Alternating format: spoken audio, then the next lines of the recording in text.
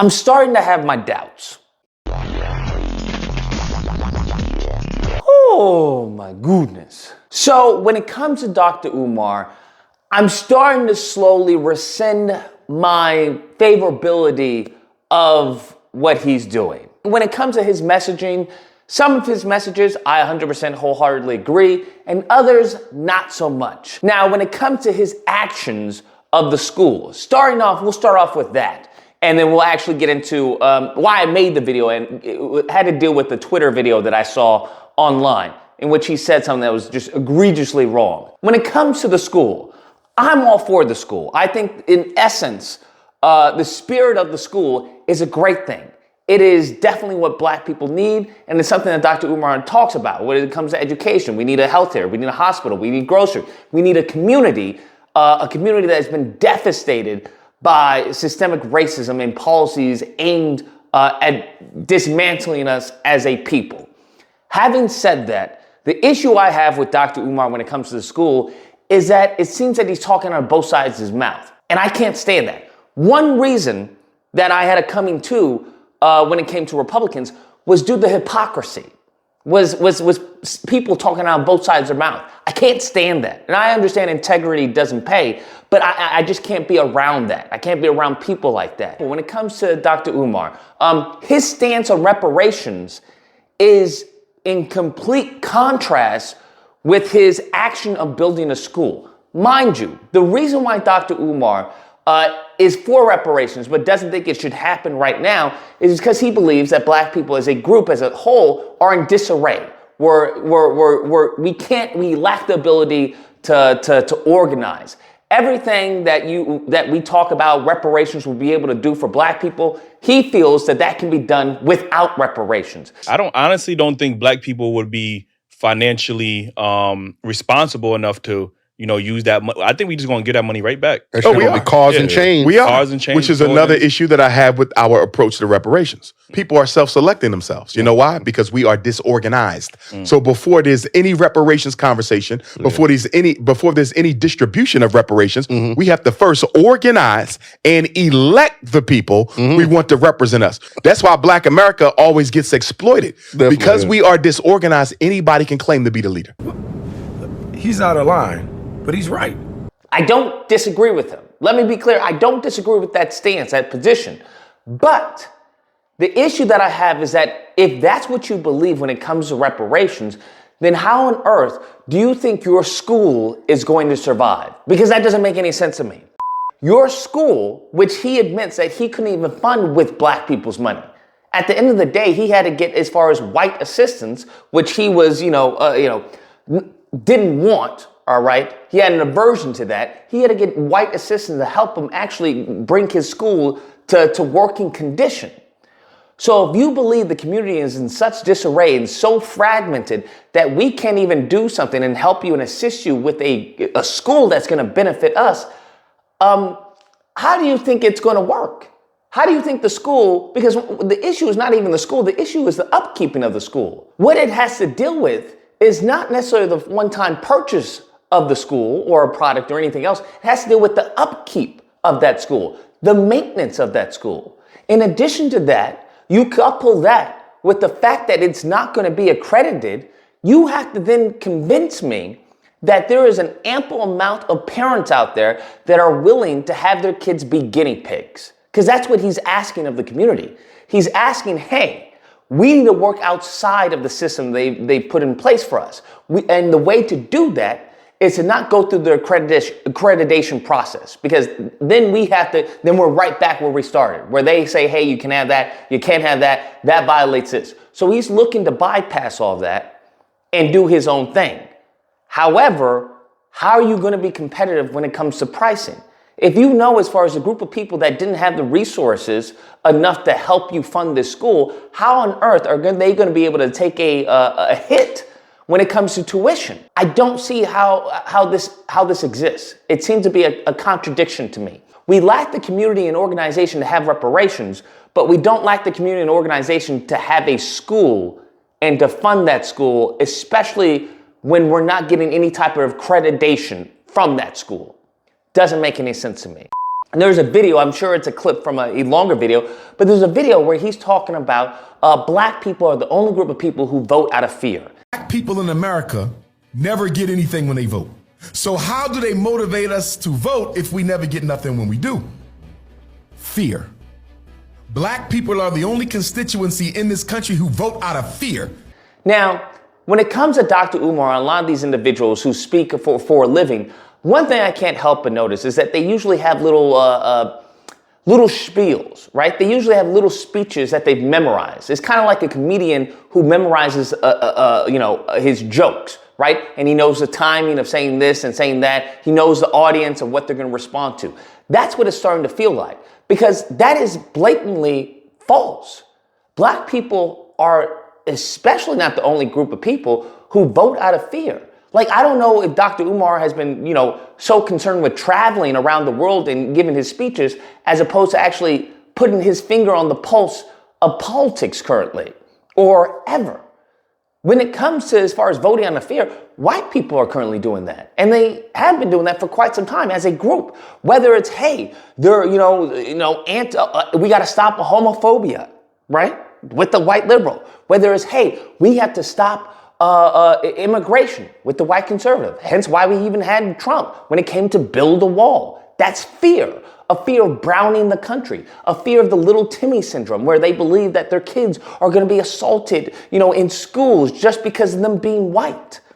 You have to understand this. So that fear is very much palpable, 100%. They've had the fear of, hey, raising the taxes. Hey, we're going to raise the taxes. The white liberals are going to raise the taxes. Hey, there's been an abundance of fear that's been a driving, motivating factor, even currently when it comes to the whole anti-white racism. Hey, that's a fear. When it comes to Hispanics, what you want to tell me that's not fear or motivation? Okay, they aren't motivated by fear to get to the polls. When it came to DACA, y'all remember DACA? I do. That was very much a motivating factor. When it came to immigration, hey, they're putting kids in cages. Hey, this is what's going to happen. Hey, they're going to deport you all. That's what's going to happen. Hey, they don't even want to give work visas to immigrants here or refugees. Very much a fear motivation, 100%. So to simply just say such idiotic statement that black people are the only group who are motivated by fear is asinine. And it's just historically untrue. It's not true whatsoever.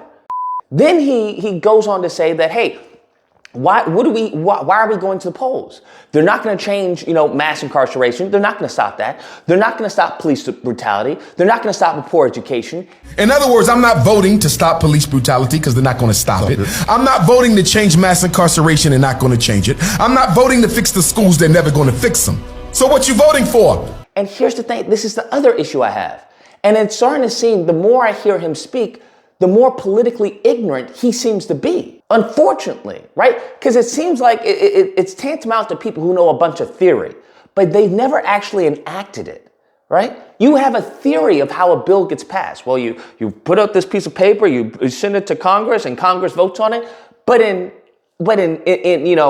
actuality, right? In reality, in execution, that's not true. That's rarely the case of how that works. And that's usually, in many cases, a sign of naivete. You even see this in any profession, whether it's med school all the way to, art. Hey, in theory, this is what it should work. But in practice, that's not how it applies.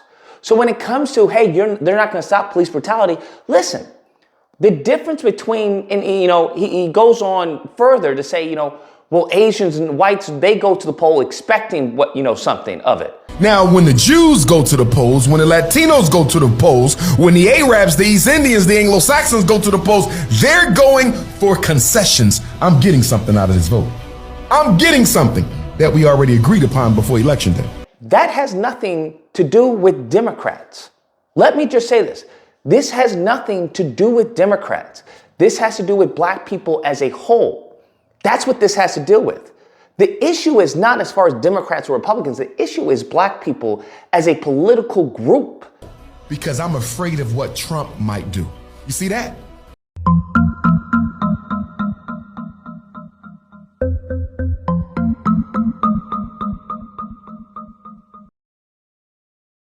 Which is what we should be moving as, is honestly a political monolith. That's what we should be moving as. Every other group does so, in a sense, very much so. But whenever we do it, it's frowned upon. They try to malign that in some type of way. If Democrats aren't doing something that you want, that is our fault. If we don't come to the table with, hey, this is our list of demands. Dr. Claude Anderson talked about this. He talked about this in his book, Powernomics. He talked about this in another book, Black Wealth, White Wealth, Black Labor. He talks about this, where he talks, Clinton was saying, hey, how come your people never ask anything? They never ask anything for the vote. That is not Democrats' responsibility to get what, to listen to you. Hey, what do you guys want for the vote? What do you guys want? That is our responsibility. If they are willing, if they can get our vote without having to do anything, then that's not their fault. If you're working right now and they will pay you without having to do any work, whose fault is that? Are you going to blame yourself? Well, this is my fault. You know what? This is horrible. I'm just taking advantage of my employee and, this. No, that's not how that works in any avenue, in any aspect. That is your responsibility. That's the responsibility of the owner, right? Hey, you need to be doing this, this, and this if you want to get paid. And if you don't want to get paid, or if you don't want to do that, then fine, find another job. Simple as that. That is our responsibility as a group to hold their feet to the fire, because that's what every other group does. That's exactly what every other group does, whether it's building the wall, whether it's DACA, whether it's as far as legalizing marriage equality. Do you think gays just voted for people who say, hey, I'm with you guys? Or do you think they held their feet to the fire? Do you think white conservatives just voted for someone, hey, I'm going to stop illegal immigration, I'm going to do this? Or do you think they held their feet to the fire? Hey, what's going on with the wall? Where's the wall going on? Hey, have you built this up? No. Do you think Hispanics are going, hey, you know what, I'm just going to trust him. I know he said that he's going to do DACA and he's going to do, give us work visas and stuff like that and make it, the immigration, the pathway to citizenship, a reality. But I'm going to vote for him and then I'm going to go to rest, go sleep. No, absolutely not. They held their feet to the fire. Hey, what's going on? What's happening? And if they're not doing it, they have representatives that they get, hey, you're representing me, right? You're supposed to be talking to this person. What's going on? Why isn't the president doing this? Why isn't such and such doing this? What's happening with the party? Where are we moving? All of them do that. Black people, unfortunately, as a group, we are the ones that have been politically lobotomized. That is what has happened. Whether or not they do something, they have representation. Our representation has been hijacked. And thanks to the old folks within our community, it's been a harsh sticking point to get these fools out of office. Because you have your grandma or your grandpappy talking about, oh, he's good, all right, I know he do right by the people. And it's like, he hasn't done anything for the last few decades. What are you talking about, granddad? What do you mean he's good for the people? He's not good for you. You're about to lose your house. What are you talking about? You have vultures circling you every day. You talking about he's good for the people? He hasn't done anything for this community. And then what's worse is that we befriend them as if they're family. Auntie Maxine. She ain't no damn auntie to me. What are you talking about? Auntie Maxine, Uncle Clyburn. That's what? What are you talking? This is post-traumatic slave syndrome all over again. You're getting got. Do you think as far as a white conservative calls Trump, Uncle Trump, if Trump isn't doing what he wants? Or do you think they call him, hey, you're a traitor? They switch on them really fast. Okay? Switch on them really fast. What is Ann Coulter now doing? Is Ann Coulter, she wrote a book in Trump We Trust. Ann Coulter despises that man because she says he didn't build the wall.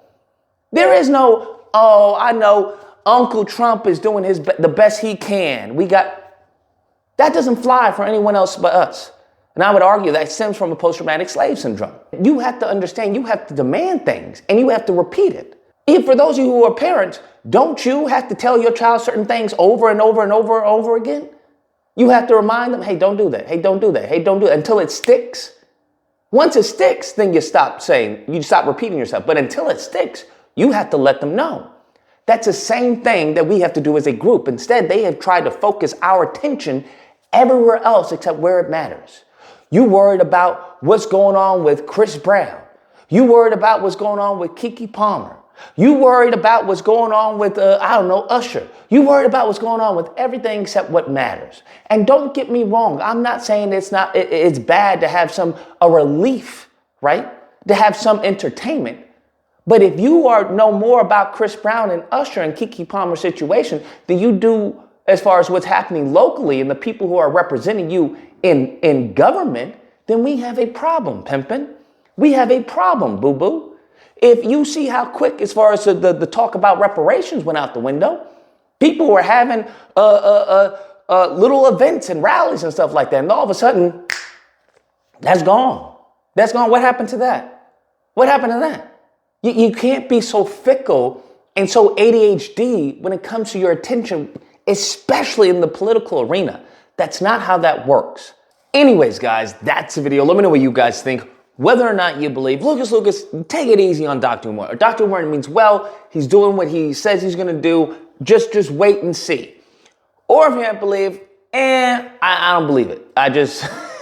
It's not adding up. 1 + 1 doesn't equal 5. And you can't say, hey, we lack community and organization and then go build something that is going to be in desperate need of community and organization. Nevertheless, if you happen to disagree, you're more than welcome to call in during disagreement days, which is typically held Friday through Sunday. There'll be a number on screen. You call in, we duke it out.